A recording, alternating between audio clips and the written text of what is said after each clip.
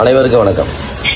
இன்னைக்கு சோலாரை பத்தி தான் நம்ம பேச போறோம். அரசு எந்த அளவுக்கு மக்களுக்கு உதவி செய்கிறது, கிராமந்தோறும் உள்ள மக்களுக்கு.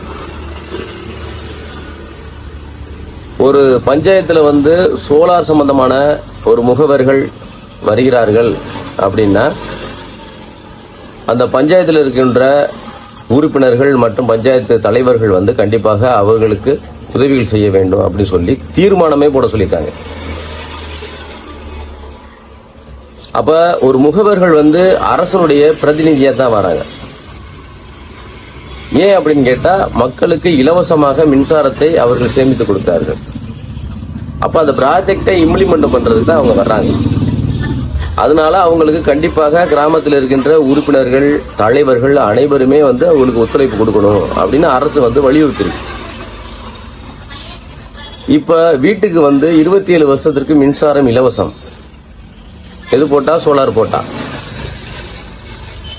அதுக்கு வேற மானியம் 78,000 ரூபாய் மானியம் அவங்க கொடுக்குறாங்க.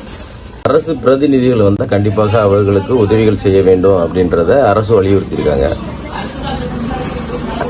அதனால இதுக்கு தனி டிபார்ட்மெண்டே அரசு சார்பாக ஒதுக்கி இருக்காங்க. Minister of new renewable energy அப்படின்றத அவங்க தனியா ஒரு டிபார்ட்மெண்டே ஒதுக்கி அது செயல்பட்டு இருக்கு. இப்போ சோலாருக்கு ஒரு தனி டிபார்ட்மெண்டே செயல்பட்டு இருக்குன்றது பாதி மக்களுக்கு தெரியாது.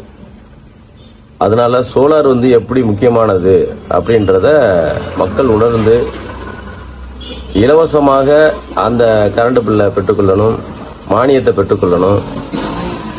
ஒரு 10,000 ரூபாய்க்கு மேல கரண்ட் பில்லு கட்டி தொழில் செய்யக்கூடிய தொழில் அதிபர்கள் என்ன பண்ணணும்னா, இந்த சோலாரை பயன்படுத்தி அவங்க அந்த கரண்ட் பில்லை சேமிச்சுக்கணும். நன்றி, வணக்கம். அதனால அரசு எந்த மாதிரி உதவிகள் செஞ்சு கிராமந்தோறும் இந்த சோலாரை விழிப்புணர்வு ஏற்படுத்தணும், அவங்களுக்கு உதவி செய்யணுன்றதான் அரசுடைய முக்கிய நோக்கமாக இருக்குது. நன்றி, வணக்கம். மக்கள் நலனை பியர் வாழ்க வளமுடன்.